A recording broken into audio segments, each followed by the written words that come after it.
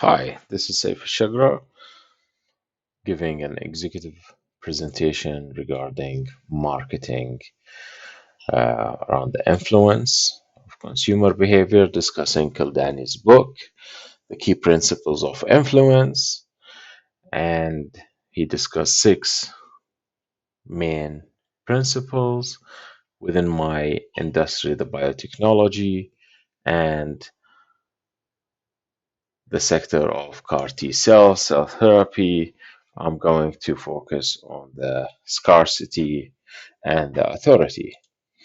So, my goal is to approve a new therapy for on market launch in the US targeting adult patients with brain cancer who I should influence. So the CAR T cell therapy have several major stakeholders, and the main one it starts with the regulatory approval. In our case, is the U.S., so it's the FDA, where they have to evaluate the safety and efficacy and the quality of such a treatment for the end users, which they are the patients, before they approve it.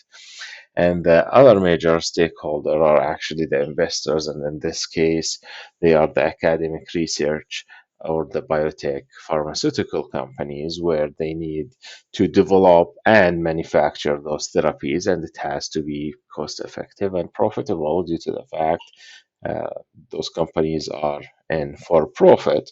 They are not academic institution because they have to conduct the research and trials and demonstrate safety efficacy of the treatment before they can bring it to market. The third major stakeholder are the actual physicians and hospitals, and they contribute to the healthcare industry in general, where they have to make sure those therapy can be adaptable into their clinical practices, and they need to make sure there is a reimbursement by insurance around it so they can get paid and compensated for their services. And lastly, the actual patient and their families, where they have to benefit from such life-saving therapies, and that's the value around it.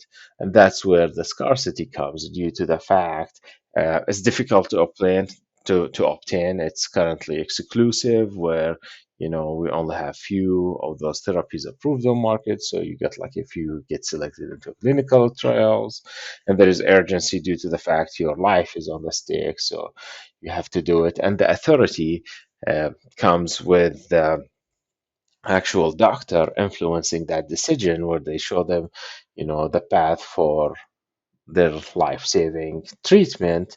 In this case, they are endorsed by experts from the industry with the credentials and certificate due to the fact they rely on the FDA approval and the clinical trial result to show efficacy, safety, and quality around the treatment.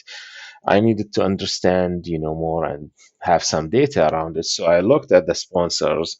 Luckily, I found a case study from 2016 to understand the influence. So it comes about 73% from non-commercial uh, institutions such as universities that represented 37 out of that. So I digged in more to understand the distribution of such non-commercial sponsorship worldwide. And then the hospital comes in, then it goes, into other institutions which validate the theory uh, or the logical path of thinking. And it aligns with Kildani's principles, where we showed scarcity and authority to influence the decision of the sponsors that I just described. Thank you.